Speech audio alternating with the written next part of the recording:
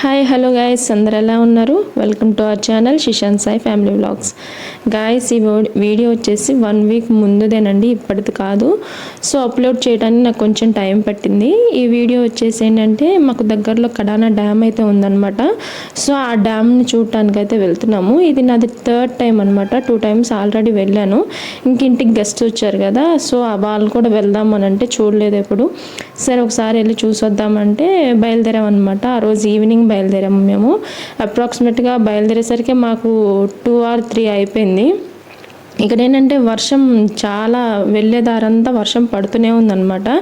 So మేము అనుకున్నాము అక్కడ దాకా వెళ్ళి కూడా మళ్ళీ వెంటనే రిటర్న్ అవ్వాల్సి వస్తుందేమో, దిగి చూడకుండానే అవుతుందేమో అనుకున్నాము ఆ వర్షానికి. కానీ అక్కడికి వెళ్ళిన తర్వాత వర్షం లేదు, చాలా బాగుంది వెదర్ అయితే. ఇక్కడ మాకు ఎలా అంటే వర్షాలు కంటిన్యూస్గా అయితే పడవండి. ఒక 1/2 hour లేదా 1 hour అంతకు మించి ఎక్కువ పడదు, మళ్ళీ ఆగుతుంది, కొంచెం సేపు టైం ఇచ్చి మళ్ళీ పడుతుంది అనమాట. అలా అయితే పడతాయి వర్షాలు మాకు కంటిన్యూస్గా, డే అంతా పట్టం అలా ఏమి ఉండదు. సో ఇదేనండి డ్యామ్ దగ్గర వాటర్ చూడండి ఎంత బాగున్నాయో. ఎక్కడికైనా వెళ్ళాలంటే మనకి వర్షాకాలం అయితే ది బెస్ట్ టైం అనమాట. ఎక్కడికైనా ఎండాకాలంలో వెళ్తే ఏంటంటే ఆ ఎండకి మనం చూడటానికి కూడా ఉండదన్నమాట. అదే చలికాలంలో వెళ్ళామనుకో కొంచెం పర్లేదు చలికాలం అయితే, కాకపోతే చలికి కొంచెం ఇబ్బందిగానే ఉంటుంది, ఇటువైపు చలి ఘోరంగా ఉంటుంది అనమాట. సో ఇక వర్షాకాలం అయితే ది బెస్ట్ సీజన్ అనమాట. ఎక్కడికైనా విజిట్ చేయడానికైనా, ఏదైనా వెకేషన్ పర్పస్ మీద ఎటైనా వెళ్ళటానికైనా చాలా బాగుంటుంది వెదర్ అయితే. అసలు ఆ వెదర్ చూస్తుంటే చాలా హాయిగా అనిపిస్తుంది, పీస్ఫుల్గా అనిపిస్తుంది అనమాట.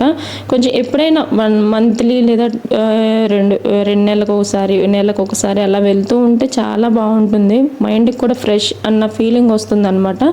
చూడండి డ్యామ్ చుట్టుపక్కల వాతావరణం అనమాట. అక్కడ కూడా విజిట్ చేయడానికి చాలామంది వస్తారు. ఇక్కడ ఈ చుట్టుపక్కల వాటర్ అంతా ఆ డ్యామ్ దగ్గర నుంచే వస్తుంది అనమాట ఇటువైపు.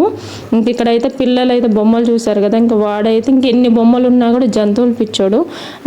అది చిన్న కాక్ బొమ్మనే అడిగాడు అనమాట. ఇంకా వాడిని వెళ్ళి తీసుకోమంటే అదే తీసుకుంటున్నాడు. సో ఇంక వాడికి నచ్చింది వాడు తీసుకున్నాడు, పాపకి నచ్చింది పాప తీసుకుందనమాట. ఇంకా అక్కడ నుంచి మేము బయలుదేరిపోయామండి. ఎప్పుడు అప్రాక్సిమేట్గా ఒక 1.5 hour అయితే స్పెండ్ చేసాము అక్కడ.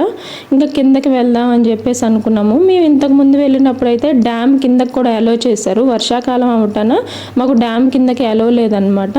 చూడండి ఆ వేలో వెళ్తున్నాం అనమాట, డ్యామ్ కిందకి వే అది.